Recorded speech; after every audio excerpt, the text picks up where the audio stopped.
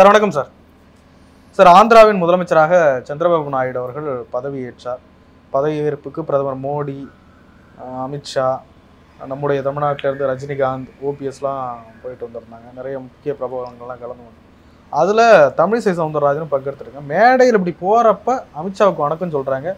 அமித்ஷா கூப்பிட்டு ஏதோ கண்ணா அப்படின்னான்னு திட்டுற மாதிரி தெரியுது. அந்த காணொலியில் ஏதோ ரொம்ப கண்டிக்கிறாரு. தமிழிசை ஏதோ விளக்கம் கொடுக்குறாங்க. இல்லை, நோ, அதை அக்செப்ட் பண்ண முடியாத ஏதோ கண்டிக்கிறாரு. என்னன்னு புரிய மாட்டேங்குது. எப்படி பார்க்குறீங்க? ஓம படம் பார்த்த கதை தான். இல்லாட்டி அந்த காலத்தில் நாங்கள் இங்கிலீஷ் படம் பார்த்துட்டு வருவோம். 10 பேர் ஒன்றா சேர்ந்து இங்கிலீஷ் படம் பார்த்தோம்னாக்கா 10 கதை வரும். ஏன்னா நமக்கு இங்கிலீஷும் புரியாது, அந்த இங்கிலீஷ் நமக்கு புரியாது. ஆளாளுக்கு ஒரு கதை சொல்லுவான். அது மாதிரி அவர் வந்து ஓம ஜாடியில் என்னமோ சொல்லிவிட்டு இன்னமும் ஓம ஜாடியில் ஏதோ சொல்லிடுச்சு. என்ன கற்பனை வேணாலும் அது உள்ளார சேர்த்திக்கலாம், அவ்வளோதான்.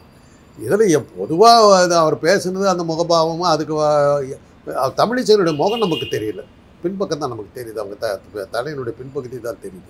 அதனால் அவங்களுடைய முகபாவம் என்னவா இருந்ததுங்கிறது நம்மளால் ஏதோ சிரிச்சுக்கிட்டே எக்ஸ்பிளைன் பண்ணுறாங்க, ஏதோ சொல்கிறாங்க, இவங்களும் கையாட்டுறாங்க. பாடி லாங்குவேஜ் தான் தெரியுது, ஒழிய ஃபேஷியல் எக்ஸ்பிரஷன் முகபாவம் நமக்கு தெரியலை. ஆனால் ஏதோ சொல்லியிருக்கிறார், நீ இந்த மாதிரி பேசுனது தப்புங்கிற மாதிரி ஏதோ சொல்லியிருக்கிறாரு மாத்திரம் தெரியுது. அதை பார்த்தா அப்படி தான் தெரியுது. இது நீ சொல்லியிருக்கக்கூடாது, என்னத்துக்கு அதெல்லாம் பேசினேன், அந்த மாதிரிலாம் இருக்குது. அதை போட்டு பார்த்திங்கன்னா அந்த டப்பிங் கரெக்டாக வரும். ஆக எதையோ சொல்லியிருக்கிறாரு. அண்ணாமலைக்கு வேண்டப்பட்டவர்கள் வந்து அண்ணாமலையை தாக்கி பேசாதுன்னு சொல்லி தமிழிசை தாக்கி இது திட்டினார் அப்படின்னு அவங்க இது பண்ணுறாங்க. இருக்கலாம். ஆனால் ஏன்னா இன்றைக்கி சம்பவம் இருந்ததில் வந்து தமிழிசையினுடைய விமர்சனம் வந்து கடுமையான விமர்சனமாக இருக்குது. ரவுடிகளையெல்லாம் கட்சியில் சேர்த்துறாங்கங்கிற அந்த கட்சியினுடைய ரகசியத்தை வெளியே சொன்னாங்க. அது நீங்களே எல்லாமே சொல்லியிருக்கிறீங்க. ஊரில் இருக்கிற ஆல் நோன் ரவுடிஸு, கிரிமினல்ஸு எல்லாம் வந்து அண்ணாமலை வந்ததுக்கு பிறகு பெரிய பெரிய பதவிக்கு வந்தது நீங்களே எல்லோரும் கமெண்ட் பண்ணியிருக்கீங்க. அதை அந்தம்மா ஓப்பனாக கமெண்ட் பண்ணிச்சு. அதுக்கு ஒரு பதிவு பார்த்தேன். அந்த கட்சியில் அப்படி அவங்களெல்லாம் சேர்த்தக்கூடாதுன்னு சொன்னால் பாஜகவை கலைச்சி தான் விட்டுணும் அப்படின்னாங்க. அதில் இருக்கும் போகிறா கிரிமினல்ஸ் அப்படிங்கிற மாதிரி அதை ஏதோ சொல்லியிருக்கிறாங்க. ஆக வந்து தமிழ்நாட்டு அரசியலில் தமிழ்நாடு பாஜகவில் ஒரு உட்கட்சி பூசல் இருக்கிறதுங்கிறது அமித்ஷா வரலும் போயிருக்குது. அதை அமித்ஷா யாரோ ஒரு சைடு எடுத்திருக்காரோ அல்லது 2 பேத்துக்கு சேர்த்து ஒரு எச்சரிக்கை கொடுத்தாரோ என்னன்னு தெரியல. ரியாக்ஷன் பார்த்தாக்கா தமிழிசை அதை பற்றி இதுவரையிலும் வாயை திறந்து எதுவும் பேசலை. என்ன சொன்னார்னு அது சொல்லவே இல்லை. அண்ணாமலையினுடைய ஆட்கள் வந்து அவர் அண்ணாமலையை பற்றி பேசுகிறத வந்து கிரிட்டிசைஸ் பண்ணாங்கங்கிற மாதிரி இவங்க சொல்கிறாங்க. அண்ணாமலை அதுக்கப்புறம் என்ன சொல்கிறாருனாக்கா, யாருமே எங்கேயுமே ப்ரெஸ் மீட்டு கொடுக்கக்கூடாது அப்படிங்கிறார். ஆக தமிழ்நாட்டு பாஜக வந்து ஏதோ ஒரு கட்டுப்பாட்டுக்குள்ளார ஒன்றியத்தில் இருக்க அவங்களுடைய தலைமை ஏதோ செஞ்சுருக்குது. ஆக இவங்க 2 பேருக்குமே ஆபத்து இருக்கலாம், அல்லது 2 பேர்த்துக்குமே எச்சரிக்கையாவோட போயிருக்கலாம், அல்லது 2 பேருமே மாற்றப்படலாம். எல்லாமே சொல்லலாம், எதை வேணாலும் சொல்லலாம், எதை வேணாலும் சொல்லலாம். எல்லாமே ரைட்டு, எல்லாமே தப்பு, அவ்வளோ. பட் 2 முறை ஆளுநராக இருந்தவங்க, 2 மாநிலங்களில் ஆளுநராக இருந்தாங்க, இவ்வளோ நாள் ஆளுநராக இருந்தாங்க. ஒரு பதவியை விட்டுட்டு மறுபடியும் கொஞ்சம் பாஜகவில் சேர்றாங்க. அவங்கள போய் இப்படி மேடையில் அவமானப்படுத்துறது, கேமராலாம் இருக்கு, 10,000 பேர் உட்காந்துருக்காங்க. அதை எப்படி பார்க்குறீங்க? அதனால தான் அவர் இதை விட்டா இந்த மாதிரி மறுபடியும் கூப்பிட்டு பேசணுங்கிறதுல வந்துருச்சு, பேசிடலாங்கிறதுக்காக கூப்பிட்டு பேசியிருக்கிறாரு. அதை பெரிய விஷயம் இல்லை. அதாவது அவ்வளோ முக்கியமான, அது பெரிய விஷயம் இல்லை இல்லை, அவ்வளோ முக்கியமான விஷயமா இருந்தால் ஆஃபீஸ் கூப்பிட்டு சொல்லியிருப்பார், இதெல்லாம் பேசாதன்னு சொல்லியிருப்பார். அந்த இடத்துல சொல்லும்போது ஒரு ஒழுங்காக இருந்துக்க, அது சும்மா என்னத்துக்கு கண்டதெல்லாம் பேசுகிறேங்கிற மாதிரி லேசான அறிகுறியாக கூட இருக்கலாம். நான் தான் சொல்கிறேனே, சீரியஸாகவும் எடுக்கலாம், அல்லது அது வந்து சாதாரணமாகவும் எடுக்கலாம். அதை வச்சுக்கிட்டு என்ன எது சொன்னாலும் இது தான். ஆனால் ஏதோ பேசியிருக்காங்க, அதுக்கப்புறம் 2 பேருமே அமைதியாக இருக்காங்க. அதை பற்றி எந்த விளக்கமும் அந்த கட்சியிலேருந்து எதுவுமே வரல. அமித்ஷா என்ன பேசினார் அப்படிங்கிறத எதுவுமே சொல்லலை. அதனால் அது தேவையில்லாத இது மாதிரி நிறையா விமர்சனங்களுக்கு ஆளாக இருக்குது. அது தமிழிசை தான் அதை வந்து விளக்கி சொல்லணும். ஏன்னா தமிழிசைக்கும் அமித்ஷாவுக்கு மட்டுமே தான் அந்த விஷயம் என்னன்னு தெரியும். ஆனால் நிச்சயமாக வந்து தமிழிசை ஏதோ எச்சரிக்கை கொடுத்த மாதிரி தான் இருக்குது, எச்சரிக்கை கொடுத்த மாதிரி இருக்குது. அது நீங்கள் கவர்னர்லாம் சொன்னீங்களே, அந்த போஸ்டெல்லாம் கொடுத்தது அமித்ஷா தானே கொடுத்தாரு. தொண்டர்கள் தானே, தொண்டர்களாக இருக்கிறவங்களுக்கு கொடுக்குற போஸ்ட் தானே. கவர்னர் போஸ்ட்டுக்குன்னு நீங்கள் ஒன்றும் பெருசாக பண்ணிங்கன்னா ஏற்கனவே சொல்லியிருக்கிறேன்.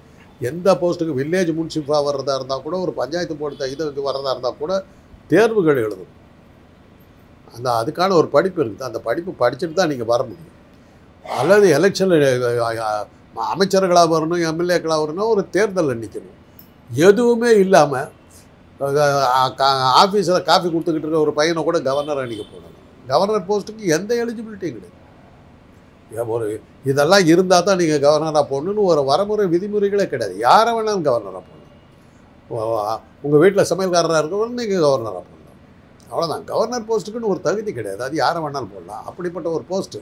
அதனால் கவர்னர் அப்படி பேசிட்டாங்கன்னா என்னமோ அவங்க பெரிய அதுக்காக கவர்னருக்காக படித்து பயிற்சி எடுத்துக்கிட்டு வந்து அதில் வந்து உட்காந்தவங்களும் வெளி தோறுற மாதிரி பேசுகிறீங்க. Anybody can be governor. அவ்வளோதான். அதனால் அதை ஒரு பெரிய விஷயம் இல்லை. 2 போஸ்ட்டுக்கு இருந்தவங்க. ரெண்டாவது அவங்க வந்து அதெல்லாம் ரிசைன் பண்ணிட்டு நின்னாங்கங்கிற பேச்செல்லாம் இல்லை. நீங்கள் அது வந்து நீங்கள் ஒன்று கவனிக்கலையோ அல்லது விட்டுடுறீங்களோ தெரியல. அவங்க தொடர்ந்து இது ஏறத்தாழ இந்த மாதத்தோட முடியுது அவங்களுக்கு கவர்னர் போஸ்ட்டு. அதனால தான் அவங்க வந்து அடுத்தபடி நாடாளுமன்ற உறுப்பினர் ஆகிடலான்னு அவங்க முயற்சி பண்ணாங்க. அதுக்கு சீட்டு கொடுத்தாங்க. அந்த வகையில் தமிழிசைக்கு மரியாதை இருந்தது. அதை நீங்கள் யோசிக்கணும். கவர்னர் போஸ்ட்டுக்கு இருந்துட்டு இதோட போ அப்படின்னு சொல்லி அனுப்பாமல் அவங்க சீட்டு கொடுத்தாங்க.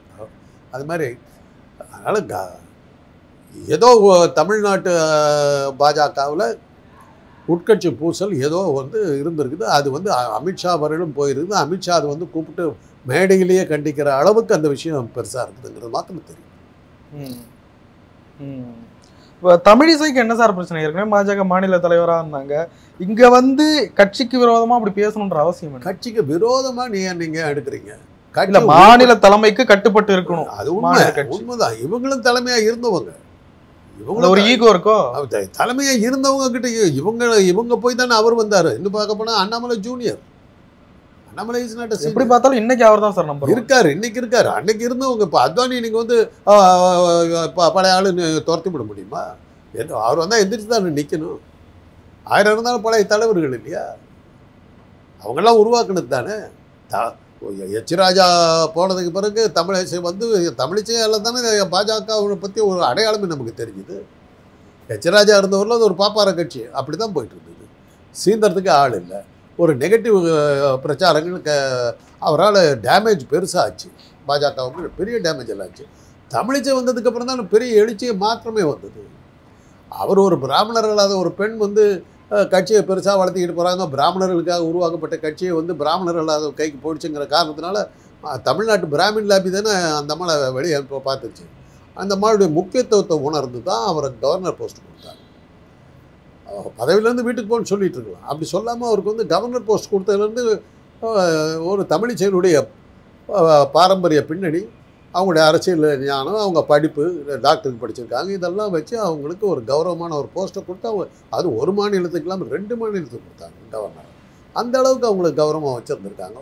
ஆக நீங்கள் அண்ணாமலையோட ஒப்பிடுறதே தவிர, அண்ணாமலை வந்து வெறும் தலைவராக தான் வச்சாங்க.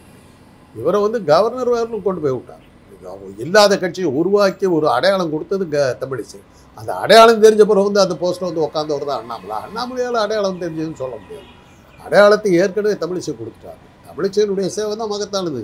இன்றைக்கி பாஜகவை பற்றி நமக்கு ஒரு அளவுக்கு தெரியுதுன்னா தமிழிசையினுடைய சேவை தான் காரணம். தமிழிசையினுடைய பணிகள் தான் காரணம். அப்படிப்பட்ட ஒருத்தரை வந்து அவங்க கட்சி நல்லா இருக்கணுங்கிறதுக்காக கொடுத்த ஸ்டேட்மெண்ட் தானே இது. கிரிமினல்லாம் சேர்த்து நம்ம கட்சி பேரை கெடுத்து அதனால தான் இந்த தோல்வினாங்க. அது நியாயமான பேச்சு தானே. அந்த கட்சிக்கு என்ன பேர்? ஏதாவது ஒரு கௌரவமான பேர் இருக்குதா அந்த கட்சிக்கு? அப்படி ஒரு மாதிரி நெகட்டிவ் பார்ட்டியாக மாறி தினசரி போடுறான். இந்த வழக்கில் சிக்கி அந்த கிரிமினலாக இருந்தவர் இன்று பாஜகவில் பொறுப்பேற்றார். இப்படி தானே தினசரி செய்தி வந்தது. அதுக்கெல்லாம் என்ன காரணம்? ஒரு போலீஸ் அதிகாரியாக இருந்து கிரிமினல்ஸோட பழகி அந்த கிரிமினல்ஸையெல்லாம் தலைவர்களாக மாற்றணும் தான் அங்கே அண்ணாமலை பண்ண முடியும். அதனால தான் கட்சி போச்சு. இது கட்சிக்கு ஒரு கண்ணியமான பேரே இல்லாமல் போனதுக்கு காரணம் நீ இந்த மாதிரி பண்ணது தானே அவங்க விமர்சனம் பண்ணியிருக்காங்க. அதில் என்ன தப்பு? ஆனால் அதை பப்ளிக்கில் சொல்லியிருக்கக்கூடாது. அது ஒரு பாயிண்ட். அது என்னன்னா அதை கேட்டிங்க, அந்த தமிழிசைக்கு அந்த ஒரு வேகம் ஒன்று உண்டு. என்ன மாதிரியே இஷ்டத்துக்கு பேசுகிற டைப். ஏன்னா இதுக்கு முன்னாடி ஒரு பெண் ஏதோ அவங்கள பற்றி பேசுனாங்கிறது ஏர்போர்ட்டில் நின்று ரகலைக்கெலாம் போன ஞாபகம் உங்களுக்கு. ஒரு பெண் நிருபரை வந்து எப்படியெல்லாம் பேசலாம் அப்படின்னு. அதெல்லாம் வந்து அவங்களுக்கு அந்த மாதிரி கொஞ்சம் வெளிப்படையாக பேசுகிற டைப்பு. அந்த மாதிரி பேசிட்டாங்க. ஒருவேளை அதை கூப்பிட்டு கண்டிச்சிருக்கணும். அதை கூப்பிட்டு கண்டிச்சிருக்கோம். அது கரெக்டு தான். தலைவருங்கிற முறையில் ஒரு கூப்பிட்டு கண்டிச்சது தப்பு கிடையாது. அது கரெக்ட். அது தொண்டர்களை கட்டுக்குள்ளார வைக்கணும். அது நியாயம். அண்ணாமலை திடீர்னு இனி எங்கேயுமே ப்ரெஸ் மீட் கிடையாது, ப்ரெஸ் மீட் வந்து கட்சி ஆஃபீஸில் மட்டும்தான், ஏர்போர்ட்லலாம் ப்ரெஸ் மீட் கிடையாதுன்னு சொல்லியிருக்காரு. எதுக்கு இந்த திடீர் முடிவுன்னு தெரியலீங்களா? அரசியல் முதிர்ச்சி இல்லாதவருங்கிறதுக்கு இதெல்லாம் ஒரு அடையாளம். ப்ரெஸ் மீட்டு கொடுத்தா தான் நீங்கள் கட்சியிலேயே நீங்கள் ஒரு கட்சி வளர்கிறதுக்கு அதுதான் காரணம். இப்போ மோடி ஏன் இப்படி நெகட்டிவ் ஆனார்? தோற்று போகிற அளவுக்கு ஏன் போனார்? யாரத்தால தோல்வி தான். வாரணாசியில் அவர் தோற்று தான் போனார். ஏதோ எலெக்ஷன் கமிஷன் புண்ணியம் கட்டிக்கிச்சுங்கிறது தான் இன்றைக்கி எல்லாத்துக்குமே தெரியுது. அந்த கட்சியிலேயே எல்லா தலைவர்களும் 2 லட்சம் ஓட்டு வித்தியாசத்தில் எல்லாம் ஜெயித்த போது இவர் ஒருத்தர் தான் 1 லட்சத்துக்கும் கீழே வித்தியாசத்தில் தப்பிச்சோம் போலச்சோங்கிற மாதிரி தப்பிச்சிருக்கிறார். அந்த அளவுக்கு அவருடைய தலைமை பதவி ஏன் போச்சு? யாரையுமே அவர் பார்க்கல, யார்கிட்டையுமே அவர் பேசலை. ப்ரெஸ் மீட்டை ஒரு ப்ரெஸ்ஸுக்கிட்ட வந்து விளக்கங்களே அவர் கொடுத்ததில்லை. கேள்விகளுக்கு பதில் சொன்னதே கிடையாது. வாதத்துக்கு வாதம் பதிலே சொன்னதில்லை. நாடாளுமன்றத்திலையும் சொன்னதில்லை, பொதுக்கூட்டங்களையும் சொன்னதில்லை, ப்ரெஸ்ஸுக்கும் சொன்னதில்லை. அதனுடைய விளைவு தான் அவருடைய தலைமைக்கு வந்து தோற்று போகிற அளவுக்கு கொண்டு போய் விட்டுடுச்சு. நீங்கள்லாம் சேர்ந்து காப்பாற்ற பார்க்கலாம். 3வது முறையாக வந்துட்டார், 4வது முறையாக வந்துட்டார். எப்படி வந்தீங்க?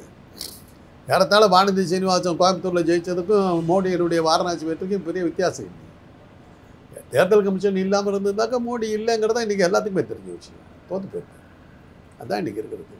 அதுக்கு காரணம் என்னென்னா, ப்ரெஸ்ஸை மீட் பண்ணாத வந்து அரசியலில் இருக்கிறதுக்கு அர்த்தமே கிடையாது. சினிமாவாகட்டும் அரசியலாகட்டும், இது ரெண்டுலையும் வந்து நீங்கள் பப்ளிக் கான்டாக்ட் மிக மிக முக்கியம். நீங்கள் வந்து செய்திகளில் இருந்துக்கிட்டே இருக்கணும். இல்லைன்னா நீங்கள் காணாமல் போயிடுவீங்க. ஏதோ கமலாலயத்துக்கு வந்தால் தான் நான் பேசுவேன்னு சொன்னாக்கா உங்களை பற்றி தகவல்கள் எங்கேயுமே வராது. யாருக்கு லாஸு? உங்கள் கட்சிக்கு தான் லாஸு. நீ ஒரு போராட்டம் பண்ணுவ, இதில் பாளையங்கோட்டையில் பண்ணுவேன், அதை பற்றி கேட்குறதுக்கு கமலாலயத்தில் தான் வந்து கேட்கணுன்னா பாளையங்கோட்டையில் என்ன நடந்துக்கிறது நீ பேச மாட்டேன்னாக்கா அந்த பாளையங்கோட்டை போராட்டமே இல்லாமல் போய்டும். தகவலே இல்லாமல் போய்டும், காணாமல் போய்டும். ஒரு அரசியல்வாதி பேசுகிற பேச்சாது.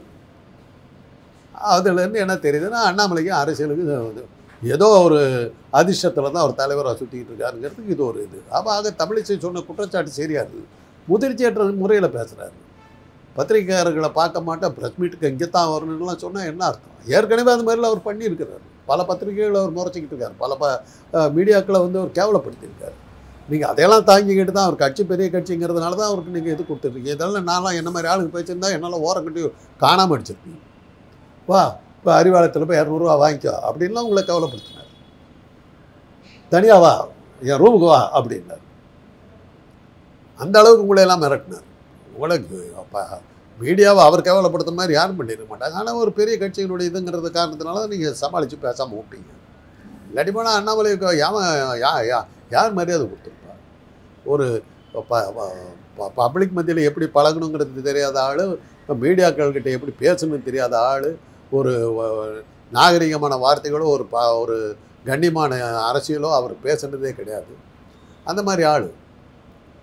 இவ்வளவுக்கு அவரை ஏன் தாங்கிக்கிட்டீங்கன்னாக்கா, ஒன்றியத்தில் ஆட்சியில் இருக்கிற பவர்ஃபுல்லான ஒரு கட்சியினுடைய மாநில தலைவருங்கிற ஒரு காரணத்தால்தான் அவர் வந்து மன்னிக்கப்பட்டார்.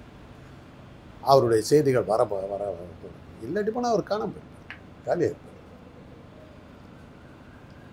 அதனால் தமிழிசை வந்து சொன்னது ரைட்டு. ஆனால் அதை வந்து ஆஃபீஸில் சொல்லியிருக்கணும், அரங்கத்தில் சொன்னாங்க. அவர் பாணியை அவங்க கடைப்பிடிச்சிட்டாங்க. அவராட்டமே ஓப்பனாக பேசிக்கிட்டாங்க. நீ கிரிமினல்லாம் சேர்த்தன, அதனால தான் காலியாச்சுன்றது அந்த உண்மையை அவங்க சொல்லிவிட்டாங்க. அந்த உண்மையை ஏன் சொன்னாங்கிறது தான் அமித்ஷா கேட்டிருக்காரு. இந்த மாதிரி உண்மையெல்லாம் நீ வந்து வெளியில் சொன்னால் என்ன அர்த்தம்னு கேட்டிருக்காரு. இதில் வந்து அமித்ஷா அவனுடைய பின்னணி நீங்கள் புரிஞ்சுக்கலாம். இதெல்லாம் அண்ணாமலைக்கு ஒரு பயம் இருக்குங்களா சார்? போன தமிழிசை மீண்டும் வந்துட்டாங்க, இனி இவருடைய அந்த ஃப்ரேம் குறைக்கப்பட்டு தமிழிசையை ஃபேமஸ் ஆக்கிடுவாங்களோ? 2 பேருமே முடிஞ்சு போச்சு. அண்ணாமலை ஆகட்டும் தமிழிசை ஆகட்டும் 2 பேருமே முடிஞ்சு போச்சு. பதவியேற்பு விழாவுக்கு கூட அவங்கள கூப்பிடல. 2 பேரும் மாநில காங்கிரஸ் மாநில தலைமையில் இருந்தவங்க ஒரு அந்த இதுக்காக கூப்பிட்டுருக்கலாம். அதுக்கு அவங்கள கூப்பிடவே இல்லையே. அந்த மாதிரி அந்த அளவுக்கு அவங்க வந்து தலைமை வந்து ஓரம் கட்டி வச்சுருக்கும் போது இவர் போனால் தமிழிசை வருவாங்கங்கிறத நான் நம்புகிறேன். இவர் போனால் வேற யாராவது தான். இவங்க 2 பேரும் இது அவங்களுடைய கடைசி காலகட்டத்தில் 2 பேர்த்துக்கிட்ட முடியுது. இன்னும் ஒரு கொஞ்சம் ஒன்றிய அரசு கொஞ்சம் ஸ்டெபிலைஸ் ஆச்சுன்னா தமிழ்நாட்டு பாஜகவில் பெரிய மாற்றங்களை எதிர்பார்க்கணும். இதெல்லாம் டெல்லி பாஜக இன்னும் அண்ணாமலையை விரும்பிக்கிட்டு தான் இருக்காங்க போலீங்க சார். மோடிக்கு அவர் எகெயின்ஸ்டுங்க, அமித்ஷாவை அவர் கையில் வச்சுருக்காரு. நீங்கள் பார்த்தீங்கன்னா மோடியை நிறைய சமயங்களில் கிண்டல் பண்ணியிருக்காரு. மோடியினுடைய கூட்டங்களுக்கெல்லாம் வந்து இந்த உதாரணத்துக்கு சொல்லணுன்னாக்கா அந்த செஸ் ஒலிம்பியாட் நடந்த போது அவர் பிரதம மந்திரி மோடி தலைமையில் தான் அது திறந்து விழா துவங்குது. ஸ்டாலின் இதில் பங்கெடுத்துக்கிறாரு. ஸ்டாலினுக்கு அப்படியே சபையே எந்திரிச்சு நின்று ஒரே கரகோஷம் பிச்சுக்கிட்டு போகுது. பிரதம மந்திரி வர்றாரு, இள வீட்டில் விழுந்த மாதிரி ஒருத்தர் இது பண்ணல. அதுக்கு என்ன காரணம்? மாநில தலைமை இருந்த அண்ணாமலை வந்து அதுக்கான ஏற்பாடுகளை பண்ணாமல் விட்டார். அவருடைய ரோட் ஷோவெல்லாம் ஏன் ஃபெயிலியர் ஆச்சு? தமிழ்நாட்டுக்கு 3 ரோட் ஷோ போட்டார். 3 ரோட் ஷோவும் ஃபெயிலியர். ரங்கநாதன் தெருவிலே ஆள் வர போகிற அளவுக்கு காலி நாற்காலிகள் இருக்கார். அது என்னன்னாக்கா மோடி அசிங்கப்படுத்தினார். அண்ணாமலை பார்த்தீங்கன்னா மோடியை வந்து எவ்வளோ அசிங்கப்படுத்தணுமோ அவ்வளோ பண்ணியிருக்கார். ஒரு தடவை ஸ்டாலின் தமிழ்நாட்டு முதலமைச்சர் ஸ்டாலின் வெளிநாடு போயிருக்காரு, மோடி வெளிநாடு போயிருக்காங்க. ஸ்டாலினை கிண்டல் பண்ணுற மாதிரி வெளிநாட்டுக்கு அடிக்கடி போவதால் நாட்டுக்கு என்ன நன்மை அப்படின்னு கேட்டார். அந்த கேள்வி ஸ்டாலினை பார்த்து இல்லை, மோடியை பார்த்து ஒரு கேட்ட கேள்வி. இப்படியெல்லாம் பல முறை மோடியை வந்து அசிங்கப்படுத்தியிருக்கிறார்.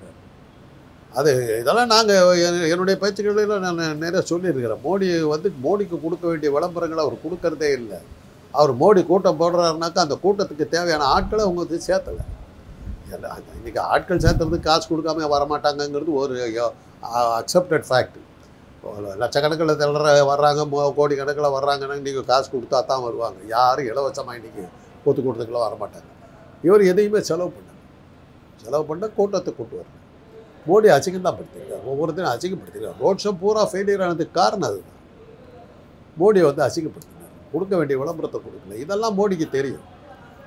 இதையெல்லாம் வச்சு தான் அமித்ஷாவுடைய ஆளவர் அப்படிங்கிறது அமித்ஷாவை கையில் நல்லா வச்சுருந்தார்.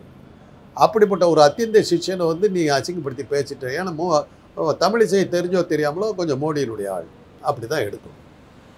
மோடியினுடைய ஆளை அமித்ஷா மிரட்டியிருக்காரு. அங்கே இதிலிருந்து இன்னொரு விஷயம் என்ன தெரிய வருதுன்னா, மோடியும் அமித்ஷாவும் சரியா இல்லை, அவங்களுக்குள்ளார ஒரு கசமுசா இருக்கிறது அப்படிங்கிறது இன்னொரு பாயிண்ட். இன்னமும் அண்ணாமலை தான் மாநில தலைவராக நீடிப்பார் போலீங்களா சார்?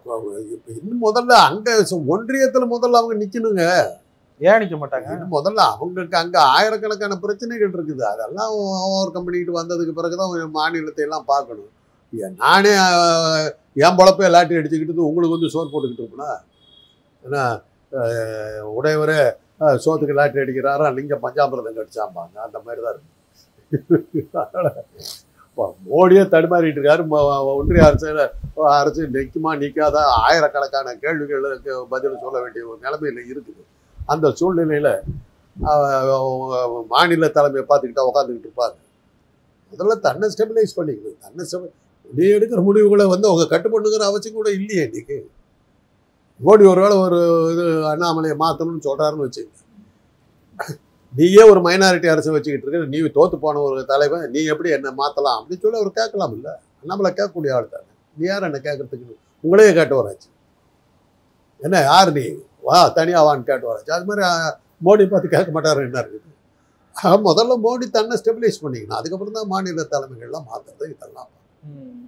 அதனால் இப்போதைக்கு ஒன்றும் இருக்காது. ஒரு 6 மாதத்துக்கு ஒரு சேஞ்ச் இருக்கு. ஆனால் அடிக்கடி இந்த செய்திகள் வந்து அண்ணாமலைக்கு மத்திய அமைச்சர் பதவி தருவாங்கன்னு நிறைய பேர் எதிர்பார்த்துட்டு இருக்காங்க. ஏன்னா கொடுக்கல. எப்படி முடியும்?